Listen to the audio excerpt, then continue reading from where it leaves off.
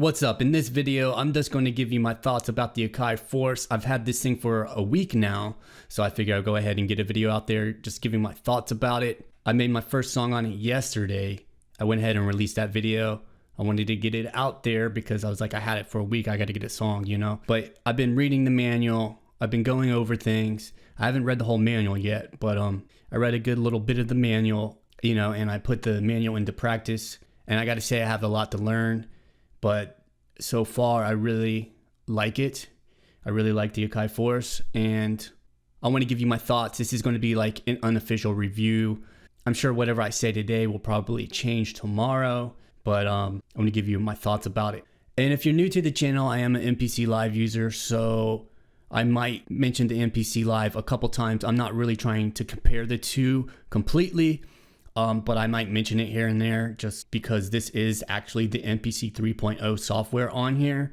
So it's kind of hard not to mention it. And there are certain things about it, like Akai says, MPC sampling.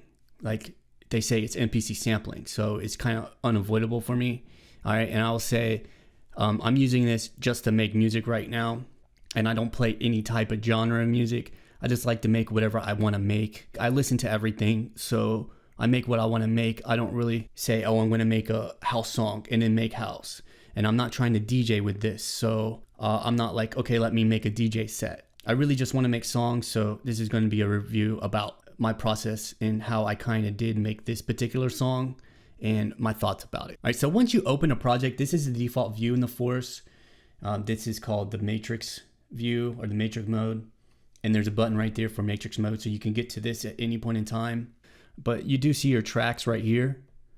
So that's pretty simple to go ahead and see your tracks. You can select them by just touching them, which is very simple to do. You got your BPM and you got your key, okay? And then you can name your tracks whatever, and you have the names of your clips here. So you can name these clips whatever, just so you can keep track of them, and you can make these whatever color you want as well.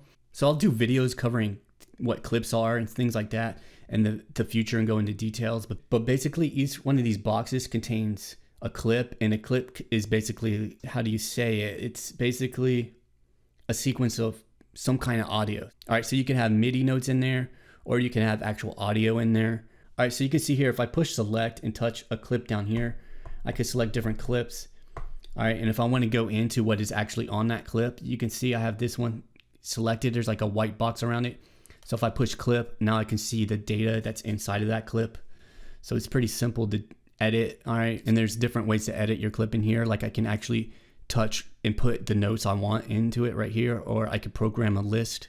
All right. I could insert different lists and do it manually that way. And just to show you, like over here, if I push select, I could select this clip over here. You actually have to touch the pads to select it. If you touch it up here, it's just going to launch the clip. So if I select that clip and then push the clip button, if I come back here, this is an audio clip. So you can see the audio to that clip right there.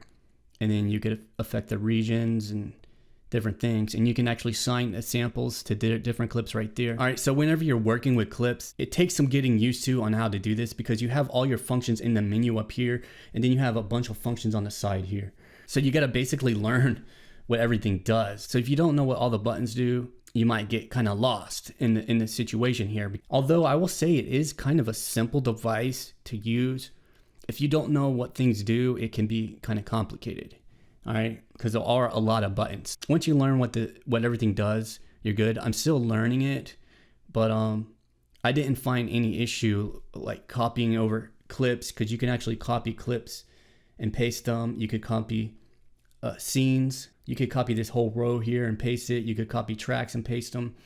So workflow like that is actually quite simple once you figure out what certain buttons do. But one of the issues I was having is if you go into one of these clips. Okay, so for example, let me pick like this drum clip. So if I go into that clip, there aren't a lot of editing features in here. Now you can change your loop start, your loop length, your global quantize, different things like that. But you can see here, if I push shift, I could change where the loop is, okay? But if I want to double this clip, say I wanted this to go twice as long, and then I wanted to edit something in the second part, you can see here it says 2x. So if I push 2x, it doesn't copy that over. So when I first saw 2x, I figured, oh, well, maybe it just doubles what that clip is, but it doesn't. So that kind of threw me off. All right, you can see right there. But there is a way to copy it, so you just got to learn how it works. So if I go to events, so that's clip. If I go to events, if I push shift, select all, I can select the whole thing. So if I select all and go to copy, it should copy it. If I put the playhead right there and push paste, it should paste them. So now I doubled the length. So it kind of threw me off a little bit because I figured it would just copy it whenever I hit double length, but it just made it twice as long, which kind of was like, well, you could just make it twice as long right here. It just kind of threw me off a little bit. But the thing is, once it's all the way like that, if you go to half, it'll just make the clip in half and it'll keep everything there. So that's just one of the workflow things that I was kind of getting used to. So that's that there. So if you go over here, back to the matrix for a second now. All right, so now you kind of saw what MIDI clips are. Let me go ahead and pick a audio track. So if I push select and pick one of these, for example, these are guitars. So I'll just select one of those guitars and then I'll go to clip. Now you can hear, if I have this selected, that whole scene, I could push stop all and then just select that clip and it'll play that clip so I can hear whatever the audio is. You are able to edit it. So if I just wanted to keep like a couple bars of this clip and then get rid of the rest and just have a couple bars loop, I could do that. So I could select it. I already selected it. All right, so it's selected there. And I could pick the scissor tool and, you know, just cut it right there or wherever I wanted to cut it. So if I didn't want it there, I can undo it. If I want it like right on, I could do it there. And if I didn't want that, I could just erase it. So I can erase it and I could select this and then I can copy it, put the playhead there and then paste it. And, you know, I could repeat the audio like that, or, you know, I could take whatever parts of the audio and put it wherever I want inside of that clip. So that's really good that you can do all that. All right, and if you look here, you could also shorten this. So I could push it here, hold it down, and pull that audio back. And, you know, say I just wanted that there, and I didn't want audio there, I could do that. Or if I wanted just to copy this here and here, you know, I could put it wherever I want. Like I can move it around. So the audio editing in the clip is kind of cool that you can do all that. All right, and if you wanted to zoom in, you just tap that, and you could pitch to zoom. All right, so again, I'll do a video about this. I just kind of wanted to show you that. So definitely good that you can do that. Let me go back to the matrix. So I noticed some people had concerns about adding like a track. So it's very simple if you want to add a track.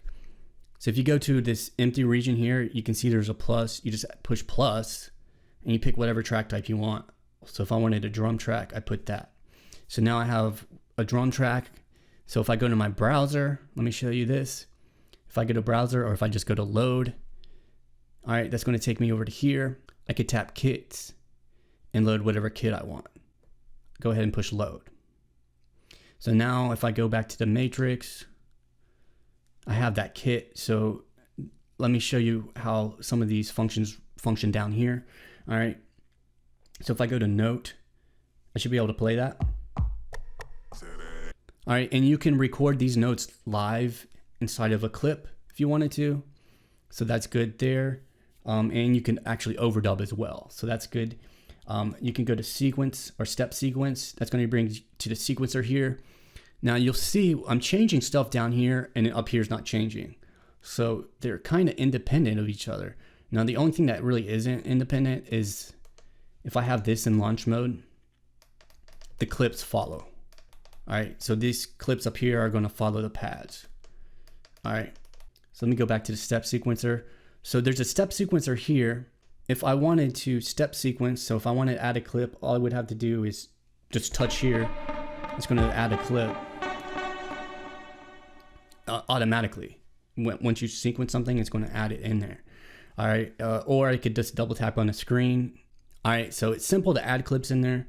And all right, so you can see the sequence here. So if I wanted to sequence the kick drum, I just select it and then add notes on there wherever I want.